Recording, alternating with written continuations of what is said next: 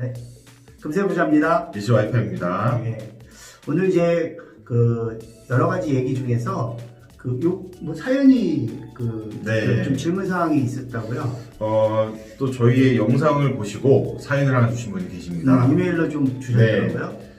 일단은 예금과 적금에 대한 좀 궁금증이 있으셨던 분이고 사연을 제가 먼저 간단히 설명드리고 사연 말씀드리고 그 다음에 설명을 이어가면 좋을 것 같은데 안녕하세요. 27세 중소기업에 다니는 직원입니다. 저는 월급을 220만 원 받아요.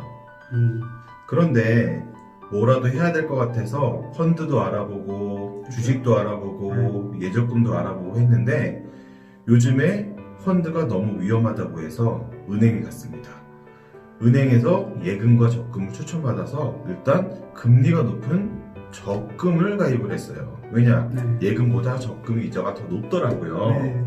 자, 그런데 친구를 만나서 이야기를 하다 보니 웬걸 적금이 뭔가 문제가 있는 걸 발견했어요. 전문가님들이 예금과 적금이 어떤 거가 차이가 있는지 한번 속 시원하게 이야기해 주세요라고 이제 사연이 왔는데 사실 이런 분도 많이 계실 것 같아요. 예금이나 적금이 똑같은 거 아니야? 근데 뭔가 다른가? 이렇게 글씨가 다르죠. 글씨가 다르네요. 예, 글자는 다 똑같은데. 예하고 적. 금세부자도 예금 적금 하라는 건가요? 어쨌든 아무래도 이제 물론 예금 적금이 좋냐 나쁘냐 이런 측면이 아니라 어쨌든 사회 초년생인데 돈을 모으는 거에서 일단 박수. 그럼요. 잘하시고 계시고 이런 생각 자체 한다는 거가 대단해요. 그리고 이제 최근에 시장 상황이 좀 안 좋잖아요. 그러다 보니까 이제 또 위험하다 해서 하지 않는 경우도 있고 오히려 또 그럴 때마다 저가 매수해야 된다 뭐 이런 건데 이번 시간에 어쨌든 질문에 충실하게 답변을 좀 드리면 예금하고 적금 과연 예금하고 적금 뭐가 다르냐? 사실은 은행에서 그냥 하니까 동일하게 은행 가서 하는 거잖아요. 그렇죠. 근데 이제 금융 소비자가 제 생각할 때는 뭐 돌아가는 건 모르겠고 원금 보장 돼? 둘 다? 되죠. 5천만 원도 내서 되고 또 하나는 그럼 이자가 몇 프로야? 이걸 따지잖아요. 요즘 거의 이자가 한 2% 될까 말까 하죠. 저축은행 가면 좀 그럴 수 있죠. 그렇죠. 그래서 사실은 뭐 1%대의 이자율이고 요즘 최근에 또 기준금리가 떨어졌으니까 당연히 이제 더 떨어질 수도 있는데 어쨌든 소비자 입장에서 원금 보장이 돼? 돼. 그리고 그럼 이자가 몇 프로야? 이걸 따지고 은행에서 제일 많이 하시거든요. 그렇죠. 은행은 뭔가 안정적이라는 그런 생각들 많이 갖고 계셔가지고 내 돈 안 까이니까. 근데 보통 예금 이자가 높을까요? 적금 이자가 높을까요? 어떨까요?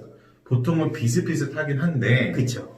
적금 이자가 조금 높은 경우가 많이 있는 것 그렇죠. 같아요. 그러면 적금하고 예금하고 차이는 예금은 일정한 기간 동안에 뭐 돈을 맡겨서 그 기간 동안에 그걸 정기예금이라고 하잖아요.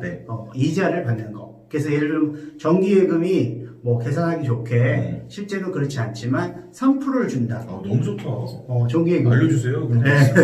3%를 주는데 그러면 보통은 정기 적금은 정해진 기간에 매월 따박따박 매월 납입을 하고 적금을 하고 그리고 1년짜리면 1년, 뭐 6개월이면 6개월, 뭐 최고 3년까지 뭐 이렇게 기간을 정해서 할 수 있잖아요. 그러면 보통 예금 이자가 3%면 적금 이자는 뭐 3.5, 3.8 좀 높은 경우가 많더라고요. 그래서 몇 포인트라도 더 많은 것이 맞는데 그러다 보면 소비자는 자 원금 보장돼?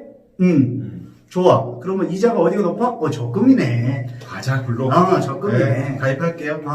그렇게 해서 적금을 했는데 따지면 예금은 아까 정해진 기간 안에 예를 들면 1년 계산해 볼게요. 예를 들어서 내가 600만 원을 한 번에 A은행에 넣었잖아요. 예금을 넣은 거죠. 그렇죠. 정기 예금을 넣었으면 그 600만 원에 대해서 1년치의 예금. 아까 우리 뭐 3%, 3.8% 얘기했잖아요. 3%만 한번 가볼까요? 3%. 그럼 3%면 그냥 쉬워요. 18만 원? 그래서 전체 1년 이게 월 이자가 아니고 연 이자니까 3%를 줍니다 하면 그 600만 원에 3%를 곱해서 18만 원. 그러면 18만 또 안 주잖아요. 네. 왜 안 줄까요? 뭐가 있잖아요. 또 금세부자에 세자가 여기 좀 들어갈 그쵸. 것 같은데. 세금, 네. 네, 소득세 15.4%, 지방세 포함해서 15.4%를 차감하고 원천 차감하고 이제 소비자한테 주겠죠. 근데 적금은 동일하게 만약에 3%다. 네. 계산하기 좋게. 그러면 어떻게 되냐면 600만 원을 1년 동안 만드는 거는 똑같은 금액이지만 1년 후에는 금액은 똑같지만 매월 600만 원을 만들려면 첫 달에는 50만 원. 두 번째 달 50만 원, 그렇게 1년을 하면 총 그쵸. 600만 원이 되죠. 네. 그러면 A은행 입장에서는 이런 거죠. 600만 원 한꺼번에 안 주셨잖아요. 그러니까 우리도 금리를 조금씩 낮춰서 드릴게요. 나눠서 주는 거예요. 그래서 계산 방식은 첫 달 50만 원 는 거는 12분의 12 곱하기 3% 정해진 금액, 지금 예시가 3%니까요. 그렇게 해서 첫 달에 들어간 50만 원은 진짜 3%를 줘요. 정기 예금하고 똑같이. 그러면 두 번째 달은 또 3%만 줘야죠, 사람들이. 그렇게 알잖아요. 그렇죠. 그래서 50만 원 곱하기 12분의 11 곱하기 정해진 이율 3% 이렇게 해서 쭉 가면 마지막 달은 어떻게 되죠? 그러니까 결국엔 12, 11, 19, 8, 7, 6, 5, 3, 2, 1 쭉 이렇게 떨어지죠. 그렇죠. 1년을 기준 예시를 쭉 드리니까 가는 게 아니라. 마지막 달은 12분의 1을 주는 거죠. 네, 그러니까요. 네, 그렇게 해서 쭉 가면 거의 절반 정도가 되는 거죠. 그래서 맞아요. 표시되어 있는 이자만 보시면 안 되고요. 실제로 적금이자 계산 방식을 따라서 하시는데 저희가 이제 다시 한번 쭉 정리해서 말씀을 드릴게요. 그러면 이제 보세요. 그러면 그 내용들을 쭉 보면 거의 계산하기 쉽게 보면 55%? 그쵸. 한 반 정도 뛰면 된다고 네, 생각하면 되겠네요. 그렇게 하면 그 정도의 이자만 받으실 수 있다. 3%였다면 반을 뛰면 한 1.5% 적금 금리밖에 되지 않는다는 건데, 네. 우리 방금 사연 주신 분이, 나 적금이 이자가 높아서 나 그거 가입하고 왔어라고 친구한테 딱 자랑을 했는데, 네. 그래도 친구가 예적금의 차이를 좀 아셨던 것 같아요. 네. 그래서 우리 지금 사연 주신 분이 적금을 예금으로 돌리고자 하는데, 이제 돈이 없는 거예요. 네. 예금은 일단 돈을 내치를 해야 되는데, 그래서 이런 분들은 일단 적금이라 이자가 낮더라도 적금이라도 그럼요. 네. 해서 일단 500이든 1000이든 목돈을 만드는 게 중요한 것 같습니다. 네. 그래서 그 돈으로 일단 예금을 가는 게 좀 그렇죠. 맞겠다라는 네. 말씀드리고 싶은데 10만 원, 20만 원 사실 예금 큰 의미가 없잖아요. 그래서 월급 아까 220만 원 받으신다고 했는데 그럼 전문가님 개인적인 차이가 있겠지만 27살이시고 아직 미혼이에요. 월급이 220이면 얼마 정도 저축을 하면 좀 좋을까요? 예금 같은 게. 만약에 고정지출이 100만 원이고 한 120만 원이 여유가 생겼다. 그래서 이거 방송 보시는 20대, 30대 분들이 사실 저축 시작하시거나 저축을 하고 계시거나 또는 요즘 어려워서 저축 못 하실 수도 있는데 만약에 저축을 할 때 가장 중요한 건 얼마를 저금하겠다 이렇게 돈을 말씀하시는 경우도 있지만 저는 말씀드릴 때 금액보다 더 중요한 건 비율이다. 비율. 내가 소득 대비 몇 %의 저축을 할 수 있냐. 그 저축을 하는 것이 50%냐, 60%냐, 또는 그것도 못해서 한 10%냐. 네, 그래서 이런 거죠. 제가 이제 가끔 상담할 때도 말씀드리는데, 동일하게 50만원 저금을 하고 있는 사람인데, 100만원을 버는 사람이 50만원을 저금하는 것과, 200만원을 버는 사람이 50만원을 저금하는 거. 차이가 있죠. 사실 차이는 없죠. 차이가 없죠. 금액은 차이가 없죠. 제가 딴 생각했어요. 네, 차이가 없지만, 그다음 실제로 비율에는 비율. 차이가 있죠. 네. 그러면 어떻게 되냐? 소위 말하면 점점점 그 비율이 높게 저축했던 사람들은 지출 관리가 잘 되기 때문에 궁극적으로는 저축 체질이 되는 거고. 그 체질이 있어야죠. 일단 저축을 하려면 DNA가 있어야 돼. 저축 DNA가 있어야지 할 수 있는데. 근데 그런 것들이 이제 훈련되고 연습될 수도 있기 때문에 그런데 만약에 200만 원 중에 50만 원을 하면 100만 원에 50만 원 하는 것보다 비율이 낮잖아요. 그러면 지출 관리가 그만큼 안 된다는 거죠. 물론 꼭 필요한데 쓰는 경우도 있지만 그냥 동일하게 쓴다는 항목을 보면 그러면 이분들은 점점 더 소비 체질이 되는 거예요. 그렇죠. 그럼 끝내는 1년을 못 버티고 정기 적금을 깨거나 또 하나는 모으고 바로 아마 써버리실 거예요. 목적 없이. 네, 그러니까 목돈을 백 예뻐. 백 하나 사고. 그렇죠. 예쁜 거 사야지. 먹고 싶은 거 있으면 네. 사실 그 행복감일 수도 있는데 그렇죠. 너무 그쪽으로만 가다 보면 돈을 못 쓰고 네, 없으니까. 그래서 예금과 적금 그리고 하나 또 꿀팁을 드린다면 헛똑똑이 행동을 하시는 분들 저뭔 얘기 할 줄 알아요. 뭐예요? 뭐 얼마 전에 5% 뭐 적금 주는 것도 있었고, 근데 뭐 택시 타고 가고 줄 서고 막 이런 사람도 있었다면서요. 네, 뭐 특별하게 어떤 뭐 군인 적금도 그렇고 네. 또 뭐 기타의 어떤 그 사람들을 대상으로 또 금액은 크진 않지만 이렇게 한 달에 뭐 10만 원, 20만 원 이렇게 이자 높게 주는 게 있거든요. 그런 건 해야 되겠죠. 그런데 금리가 A은행하고 B은행하고 0.5% 그렇게 차이는 나진 않겠지만 A은행하고 B저축은행은 약간 차이 날 수 있어요. 저축은행은 그렇죠. 네. 그런데 이 저축은행을 가야 되는데 버스 타고 가기 너무 힘든데 택시 타고 가. 택시 타고 가요. 가는데 너무 고생한 것 같아. 그러면 물론 마시는 거지만 또 평상시 마시는 것 이상으로 또 뭐 커피를 한 잔 더 마신다. 아이스 아메리카노. 그러면 어떻게 돼요? 얼마야? 택시에 기본 요금만 해도 벌써 5,000원, 6,000원 나갔는데.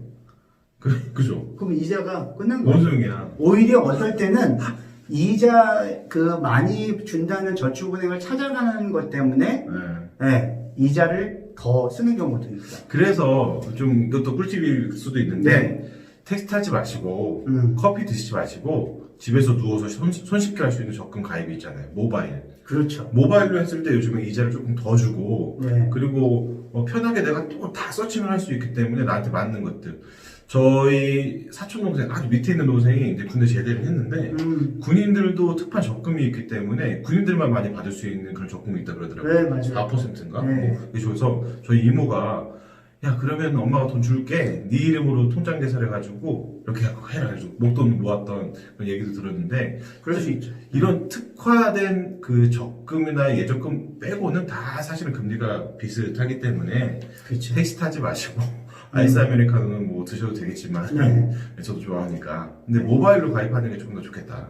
그래서 보통은 이제 그 우리 어플리케이션 앱을 다 쓰시잖아요. 은행에. 그렇죠. 그러면 사실은 이제 입출금 뭐 이체할 때만 쓰시는데 거기 이렇게 자세히 보시다 보면 뭐 적금 상품 그 가끔 특판해가지고 모바일로 가입하면 뭐 0.몇% 그쵸. 더 주는 것들이 있으니까 금융 통장도 걸어놓고 체크카드도 발급하고 그럼 계속 금리가 더 높게. 그래서 그렇게 해서 가입을 하시고 예금이나 적금을 하시면 되고 더 중요한 건 모으셔라.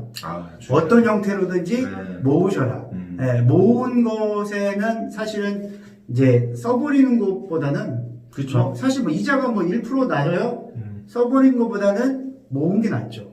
그래서 이자를 너무 따지시기보다는 정확하게 이해를 하시고 오늘 예금, 적금, 이자 방식 아셨으니까 꼭 그 은행에서 표면으로 나온 그 이자만 보지 마시고 이자 방식을 좀 구분하셔서 하시면 되고 사실은 적금 들어갈 때요.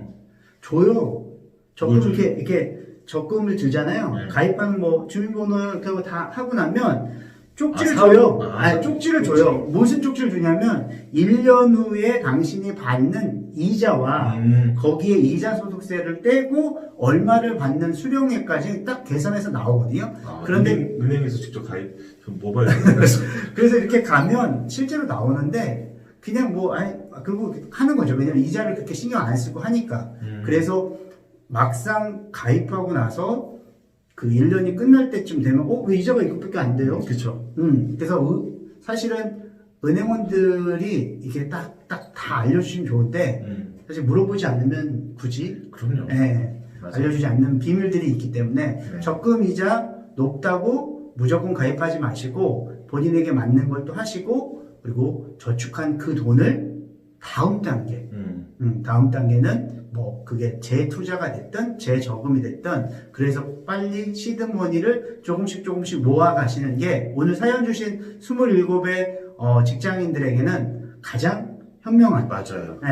그래서 이러한 뭐 조금 주가가 빠져 있거나 펀드가 빠져 있거나 이럴 때 전체 금액을 넣는 것보다는 뭐 한 10분의 1 자신 없으면 그런 것도 한번 투자의 개념으로 해보시는 것도 너무 다 말고 조금씩만. 그리고 몰빵하지 마시고 그렇죠. 분산으로 하시면 얼마든지 좋은 기회가 있을 건데 그러려면 또 돈이 필요하잖아요. 그래서 모아야죠. 그래서 모으는데 중점을 두고 하시면 좋겠습니다. 자, 그럼 오늘 정리하면 여러분들 적금 먼저 금리가 높다고 가입하지 마시고 일단은 예금을 하기 위한 적금을 하시고 모아서 예금하자. 그렇죠. 오늘의 좀 정리를 하는 이야기일 것 같습니다. 자, 그러면 오늘은 여기까지 하고 네. 또 다음 또 질문 있을 때 또 그거에 대해서 말씀드리도록 하겠습니다. 네. 네. 감사합니다. 예, 구독, 좋아요 부탁드려요.